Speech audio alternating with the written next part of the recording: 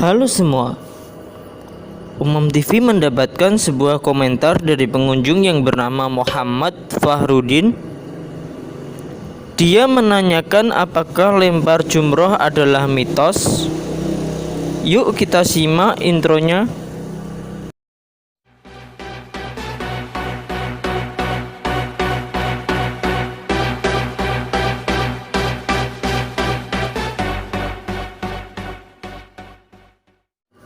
Dalam video yang berjudul 5 mitos unik di Indonesia yang memuat mitos membuang uang di Jembatan Sewo adalah bermaksud menceritakan kepada penonton Umam TV supaya tahu bahwa ada mitos yang sangat unik, yaitu sedekah di jalanan dengan cara demikian. Hal itu tidak mengapa asalkan penerima uang tersebut tidak kenapa-napa atau tidak tertabrak kendaraan para pengguna jembatan tersebut. Kita aminkan ya. Amin. Jika Anda menganggap bahwa lempar jumroh dalam ibadah haji adalah sebuah mitos, berarti Anda salah. Karena lempar jumroh dalam ibadah haji adalah sebuah rukun haji yang termasuk keharusan dilakukan saat beribadah haji. Sedangkan ibadah haji adalah rukun Islam yang terakhir. Mudahnya, saya akan menceritakan kisah tentang asal mula lempar jumroh dilakukan. Kita simak. Sejarah lempar jumroh ini bermula dari kisah Nabi Ibrahim dan putranya Ismail. Sang ayah Nabi Ibrahim bermimpi diperintahkan untuk menyembelih sebagai sesembahan kepada Tuhan.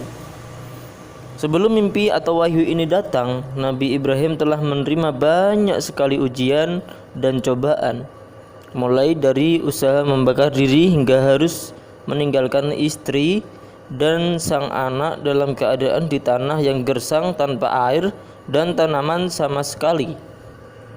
Dan sekarang Nabi Ibrahim pun harus dihadapi ujian yang teramat berat, yakni menyembelih putranya sendiri, putra semata wayang yang sedang beranjak dewasa. Setelah Ibrahim menanyakan hal mimpi wahyu dengan sang anak, Ismail pun tak ragu dan langsung menjawab, "Wahai ayahku, lakukanlah perintah yang engkau terima atas kehendak Allah Subhanahu wa taala. Aku akan bersabar." قم بما أمرت به ستجدني من الصابرين.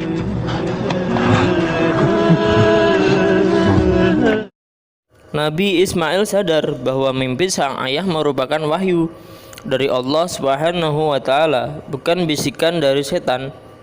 Saat Nabi Ibrahim siap menjalankan perintah Allah, setan menggodanya untuk mengurungkan niatnya. Tetapi Nabi Ibrahim tetap pada pendiriannya. Ia mengabaikan segala bisikan. Akhirnya karena tidak sabar, setan menampakkan wujud aslinya dan berdiri di hadapan Nabi Ibrahim.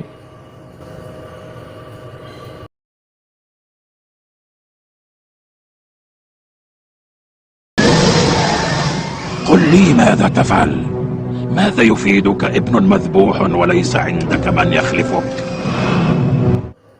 Dia melarang Nabi Ibrahim, menyarankan untuk menyurutkan langkahnya dan menumbuhkan emosi kebapaannya. Tidak ada cara lain bagi Nabi Ibrahim kecuali mengambil beberapa batu kecil dan melontarkannya ke arah setan. Dan pelemparan batu tersebut sekarang ditandai dengan nama Jumratul Ula. Setan terus berusaha. Melihat usahanya yang tidak mampu meruntuhkan kemantapan Nabi Ibrahim, setan merayu Siti Hajar, istri Nabi Ibrahim sekaligus ibu Nabi Ismail. Setan mulai mencela kemauan suaminya yang sudah tega ingin menyembelih buah hatinya. Tapi Siti Hajar tidak menghiraukan rayuan ini karena dia sudah berulang kali merasakan pahitnya cobaan dan manisnya balasan yang diterima saat menghadapinya dengan tabah. Kemudian setan menampakkan wujud aslinya di hadapan Siti Hajar. Dia langsung melemparinya dengan batu yang berada di genggamannya. Pelembaran ini tepat pada posisi Jumratul Wusta sekarang. Tetapi setan tetap tidak patah semangat dan tetap tidak kehabisan akal untuk menggagalkan kepatuhan ini. Sebagai upaya terakhir, dia menyerang hati Ismail yang dianggap masih rapuh. Setan menyayangkan sikap ayahnya itu. Sayangnya, dia tidak tahu bahwa Nabi Ismail telah mendahulukan cintanya kepada Allah Subhanahu wa taala. Ia telah menyerahkan jiwa dan raganya kepada Allah Subhanahu wa taala semata. Tidak ada pilihan lain. Nabi Ismail, ia mengambil segenggam batu dan melemparkannya ke arah setan. Pelemparan ini tepat berada di posisi Jumratul Aqabah sekarang. Peristiwa agung ini patut diabadikan dalam sejarah sebagai simbol kemenangan anak manusia terhadap setan. Untuk itu Allah Subhanahu wa taala menjadikan peristiwa ini sebagai salah satu bentuk kegiatan di dalam ibadah haji.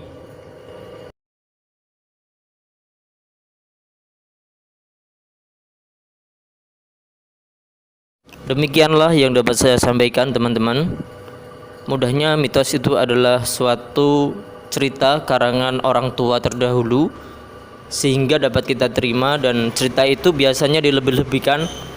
Tetapi berbeda dengan doktrin agama. Doktrin agama itu berasal dari Tuhan yang disampaikan kepada Nabi dan lalu disampaikan kepada kita semuanya, dan itu adalah suatu keharusan yang harus kita lakukan. Demikian, terima kasih telah menonton. Salam, say goodbye.